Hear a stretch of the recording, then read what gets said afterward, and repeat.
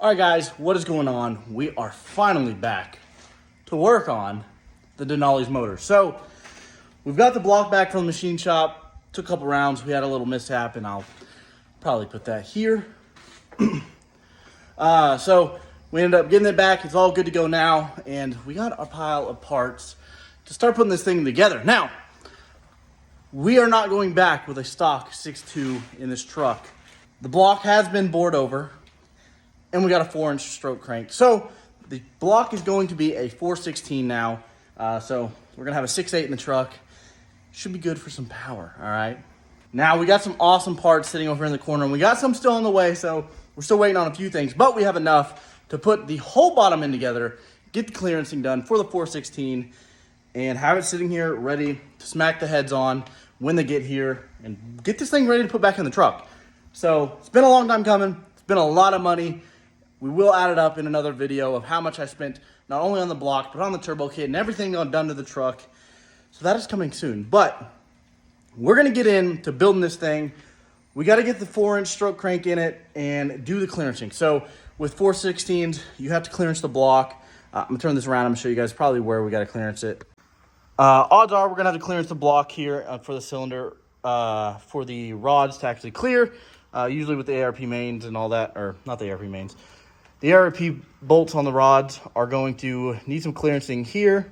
So we'll just have to grind away some material there and all that. But like I said, this thing was bored over to 4.70, and then it was line honed for the ARP mains. And then we also had it decked just to get a smooth surface since we have new heads going on it. We got new cam bearings we got to install on it, all new main bearings, everything like that. So we got all the good stuff. And, you know, I've never done this. So you'll be along for the ride. It's going to be a learning curve. We got to check the bearing clearances and everything like that. And make sure everything's good, you know. I only want to do this once. So, like I said, the end goal for this truck is to hit 1,000 horsepower. And this should be the motor to do it. But we got to get it together. We got to get all the clearancing done to get it cleaned. And then we can final assemble it. Hopefully in this video as well. We have already gapped the rings. I did that previously whenever I got the block back the first time. Before it had to go back to the machine shop to get fixed. We already gapped the rings on it and got those ready. So, like I said, we're going to get this thing clearanced, get it installed, and hopefully have the bottom end together in this video. Like I said, we're waiting on a few parts. So, we're going to go over what we got now because we're still waiting on a few things. So, what we got over here,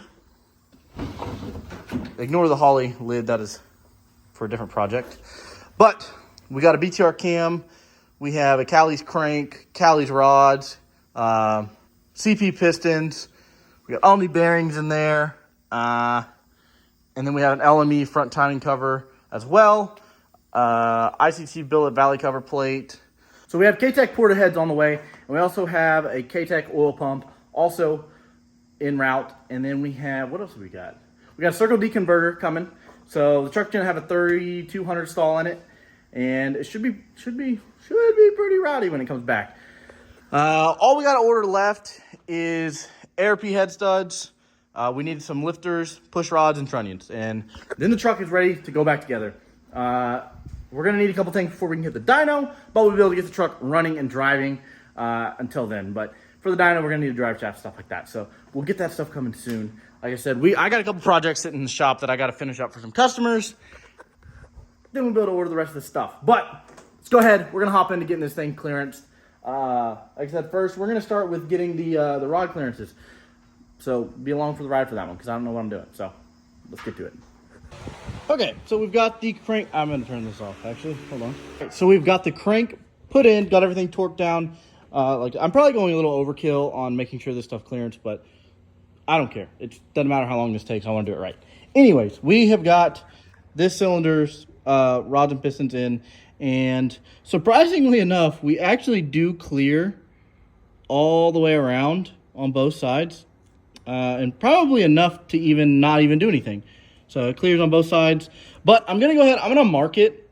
I'm gonna notch them just a hair, just so that I know for a fact that I don't have any issues. It doesn't matter if it's notched or anything like that. Like I said, most people with 416s have to clearance their blocks anyway, so me adding that little bit of a bevel, just be safe later. So what I'm going to do is I'm going to go ahead, I'm going to put a piston and rod in each cylinder, check it, mark all of them, pull everything back out, then get my air grinder and just put a little divot on each cylinder to make sure that those clear just fine. Then once we do that, we should be able to yank the cam bearings out, clean this thing, and start actually assembling the block. So I'm pretty happy that it's not going to take that much work to clearance this thing. That was one thing I was worried about, was clearancing it. So yeah, I'm going to go ahead, get the die grinder in there, and get all of these cylinders clearanced. Also, it spins really nice. We also have to check our clearances before we assemble. I didn't do that yet because I wanted to get these clearances done. So yeah. Okay, so we got the block all clearanced for the rod bolts. As you can tell, we have to clean the block really well now. We're gonna just blow that off for now because we're gonna remove the cam bearings before we clean it, and then we're gonna go and pressure wash it. I don't have a hot box or like a hot washer thing, but I'm gonna pull all the plugs out of it, the oil plugs and all that, and we're gonna blow it all out, clean it out, scrub it out. I have some got some little pipe cleaners that we're gonna shove in there, and we should be good with that. And then we can finally start assembling this thing. But like I said, I'm gonna get the cam bearings knocked out of this thing. I'm gonna get these studs taken out, and then we'll get to washing this thing. One quick thing I want to note about clearancing this thing: if you haven't used a die grinder a lot, practice on something first, obviously, because this material removes really fast. I use one pretty often, so I wasn't that scared to use it, but just practice on something, especially if you have something aluminum laying around, you can do it, because it's going to eat through aluminum a lot faster than steel. So definitely get comfortable before you just take it to your block. But yeah. All right, so using this tool, these came out pretty easily here. But yeah, you could definitely tell the bearings have had some trash go through it. And I don't know if this is just from removing it, but one's got a crack in it. I don't know. Those had to come out, whatever. We got all the cam bearings out. So now we're going to get these studs removed, get it over there, get it all pressure washed. Oh, and we got to yank out all the plugs. So there's this plug, there's this dumbbell plug, which we have a new one for. We have the upgraded billet one for that. And then there's another plug over here.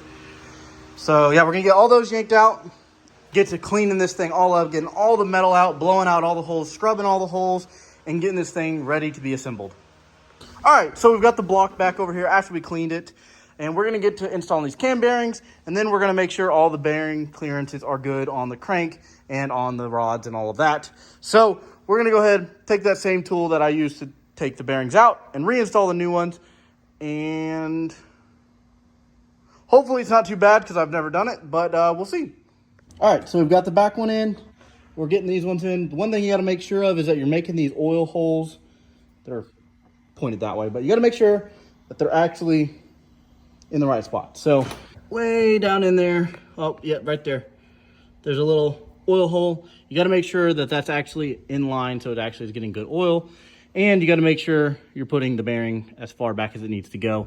I'm going off of where the old bearings were seated and just lining the new ones up with those as well. But this tool's working great. You just bash it in with a hammer, make sure it's in straight and all that, and it's pretty easy. So I'm gonna get the other three installed, and we'll move on to the next step.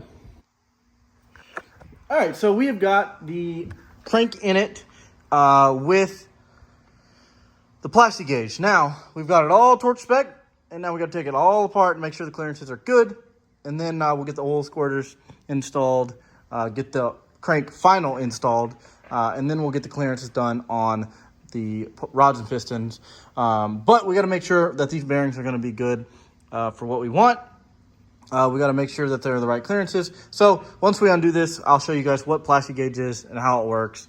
It's just this little plastic little string type of deal that goes in between there, and it'll crush to a certain width, and that's your clearances. So let's go ahead, get this all zip back apart, and see what the plastic gauge says. Okay, so we got the mains back off, and as you can tell, we have our little plastic gauge. And on here, we're shooting for 0.002. Really, we want closer to 0.002, but 0.0015 isn't bad either. And all of them checked out to be between both of those ranges. So we're good to go on the mains. We're going to go ahead and get this crank yanked back out, get the oil squirter deletes installed, and then we are going to get the crank cleaned up and officially installed into the motor. Then we're going to get getting the rod bearing clearances as well. So let's go ahead and get this thing yanked out, get everything cleaned up and ready to be lubricated and installed for the final time. Okay, so we got the oil squirters, or oil squirter deletes installed, and these are from GPI in case you guys want some. I didn't feel like having to bend and do all that to get those to work. We're just going to delete them. I know a lot of people that have had theirs deleted and theirs are running fine. So we're doing the same thing. Anyways, now what we got to do is get the crank installed. We're going to get the bearings all lubed up, drop the crank in it, get the mains back on, get that all torqued up, and that will be officially installed. And then we're going to move on to getting the rods installed. We're going to check the clearance first on the rod bearings, and then we're going to install them. I just don't feel like doing the crank again, so we're going to do this right now for the last time. Let's go ahead, get this crank dropped in. All right, the crank is set in. We got it all lubed up. We also got the thrust bearing set. So now we're going to get the main caps on. We got to clean off the plastic gauge. Make sure to do that. I had to clean it off the crank already, but clean off the plastic gauge off of the bearings, get all the mains installed, and get this thing final assembled. All right, so we got all of the pistons and rods sitting here. Like I said earlier, we have the Comstar H-beam rods, and we have some Carrillo pistons here. We got all the rings already gapped. I just put them back in the casing, the wrist pins here, and the little C-clips that hold those in. So we're going to go ahead and get these all assembled. I have to check to make sure I build these correctly. So one thing you got to pay attention to is these do have a direction. So these mating surfaces are different. Let's see if you can tell. So this one you can see has a little bevel, and then this one does not. So what that's meant for is for these pistons to sit like this against each other and have a good surface when mounted to the crank. So you have to make sure you have this oriented the same way as you have the valve relief. So I have to make sure that the valve reliefs are also in the same or in the correct area when I build these, so that I don't have something mismatched and have to undo it later. So I'm going to go ahead, I'm going to get all of these built, and then we're going to get them over here to the motor, and we're going to check on the clearances and make sure that it is all good before we smack this thing together. All right, so we got the pistons in, and then I also went ahead and put the DOD plugs in. Getting ready to put the, where is it? High pressure fuel pump lifter. It's right there. Get the valley cover on, and then I'm gonna put the back plate, and we'll put the cam in. So then the bottom end will be completely done. It spins over good and all that. And we're almost ready to make power, right, Jay? Yep. All right, so we've got the back valley cover, or not back valley cover, the back cover on. Got the valley cover on. We're getting ready to throw in the cam. Here's the specs on it. So I ordered this cam before. I ended up doing the 416, so it's technically for a 6.2. Oh, well, I didn't feel like buying another one. I'm already in this pretty deep, but it still should be pretty good. It is BTR Stage 2 twin turbo cam for a 6.2. Obviously, this is going to be a little bigger than that, but it should still do fine. So we're going to go ahead, get that thing installed, get the cam cover on, and then we'll be able to get the timing gear, which I have a special timing gear to put on here. I'm going to show you guys. And then the crank gear as well can get smacked on there. So yeah, let's get to throwing this thing in there.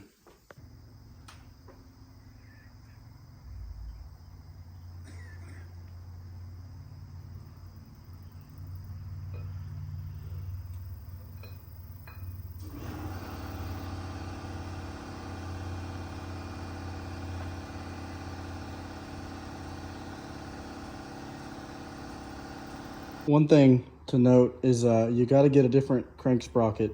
As you can tell, this one has a bevel. This is the new one, and then this is the stock one. So if you're doing an aftermarket crank, you got to get one of these. I think it's a modified LS7 is what GPI has it listed as. So make sure to get one of those. All right, so I haven't really updated you much, but I haven't done a whole lot. But as you can tell, we got the heads sat on here. Nothing's torqued down yet. So we got the K-Tech heads in. Honestly, this is the first time I've ever got ported heads, but from asking some buddies, it's kind of normal, but kind of surprised that they don't just at least smooth the whole thing out. Also, as you can tell, there's little holes in each one. to where the bolt goes through. It's not a big deal. It's going to be sealed, but definitely not impressed with that. But I'm sure it does its job. Whatever. We have K-Tech heads. Got 660 springs on it. All titanium retainers, everything like that. We got the ARP main studs installed into the block. Now we're going to get all of the washers on and get the nuts on, and we're going to get this thing torqued down. So the head is officially on this thing. We got a new timing chain, so we're going to be able to actually tighten up the gear, get the timing chain installed, all of that. Also, we got our oil pump in. It's right there from K-Tech as well. The Johnson lifters are installed. We got some CHE trunnions we're going to be throwing in. So yeah, we're going to finish this motor up tonight. And hopefully we get the red truck rolled down into the shop, and we're going to start throwing this thing in. Now, I'm not going to have push rods, but that's no big deal. We're going to get them measured, get them ordered, and we can throw that in even if the motor's in the truck. That is no biggie. But we're going to go ahead, get all these head studs tightened down, and get to getting the oil pan on and all the rest of the front stuff. So let's get to that. All right, so we have got our CHE trunnions in. We ended up having some push rods that actually measured out good. We have 7/8 in it. It measured out at 7.7 something. I'd have to look back, but 7.7 something, and we had to add the 35 thousandths for the lifters. We got our cam gear tightened down, our guide installed from LME, and now we got to get the oil pump installed, get the valve covers on, and then we're also going to check our high pressure fuel pump to make sure we don't have to put a lash cap, or if we do have to put a lash cap, we're going to install the lash cap, and then we're going to flip it over and get the oil pan on. We'll be good to throw this thing in. So I'm going to get all that done. I'm out to you guys whenever we are there. All right, so we got the oil pump installed.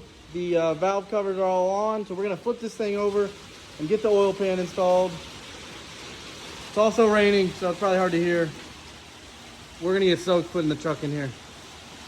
But yeah, I'm going to go ahead and get all that done and update you when it's finished. So we have finished up the 416. We're waiting on that front cover sealed to dry so we can torque it down. But the 416 is done. It is assembled, and we have the truck actually in the shop. So I'm going to end this video here.